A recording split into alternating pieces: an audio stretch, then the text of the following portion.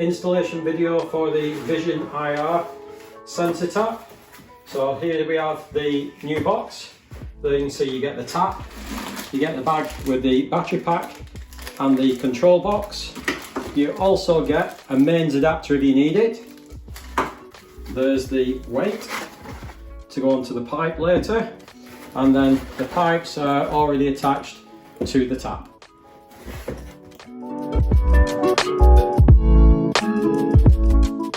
One little tip to note, the ends of the two pipes are in a plastic bag, so when we take the elastic band off and the bag off, don't lose the gauze washers, but also on the inside of each one is a non-return valve. Make sure that these don't drop out. So we've undone the packet now and we've undone the clips to release the pipes. What we need to do now is just unscrew the nut here and the washers and then take them off the pipes, ready for inserting the pipes through the tap hole. So here's the tap with the pipes out ready. We have a standard size tap hole of 35mm there, and we've got to get these pipes and the cables through the hole. A good tip for you is always put the larger nuts through first, and it makes it easier getting everything else through then.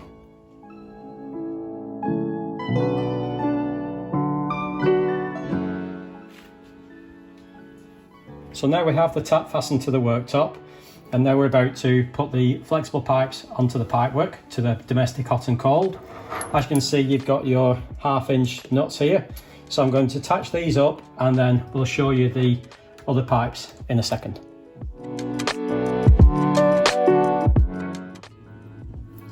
So now we've installed the two domestic pipes onto the isolation valves. So now it's time for the unit. And you've got your small pipe there with the blue and grey adapter, and that's what the spout pushes into there. Then the power jack plugs into the black power jack coming down from the tap. So I've now attached the control box and I've plugged the black cable connector together. So we're going to get the pull down spout pipe, and that pushes into the bottom like so.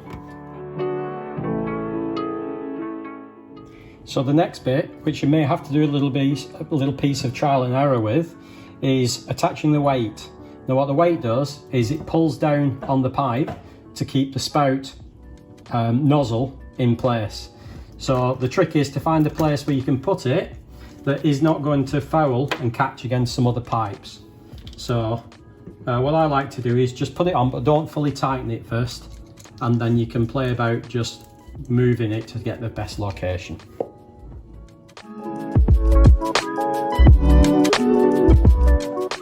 And the next thing we're going to do is connect the battery pack to the red.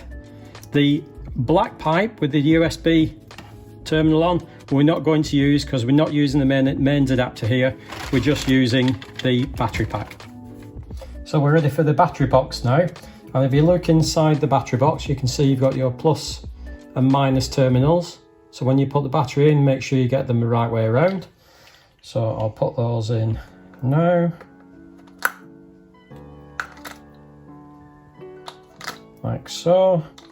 And then same again when you put the lid on, the top, make sure you get the springs the right way around on the batteries. Like so. And then screwed up. Now you will notice on the back of the unit there, I've already screwed the battery holder, and it just holds the battery pack there out of the way. So we'll put that in like so. We take our other end of the red cable and push that together like that. So we're all plumbed in now. I've turned on the isolation valves. I've checked for leaks, so we know we're completely dry and we've no leaks anywhere. The battery pack is in place and connected to the red. The USB one, we're not using the black one because we're not using the power adapter. We're using the battery pack instead. We've got the weight secured at the bottom, and we've got it as free as we can away from the other pipes down there. So next we're going to test the tap, and then once we've done that, again, we will check for leaks and make sure that the connections are dry. So here we have the tap installed and secured. All the plumbing is done. So we have the pull down spout, as you can see, like so. We can turn the tap on, and then the infrared sensor turns it on and off, like so.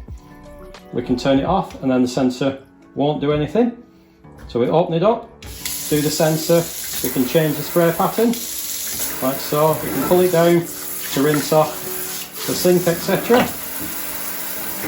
and turn it off with that, or we can turn it off by using the sensor. One final thing, once you finish the installation, is make sure that you pull the plastic from the sensor.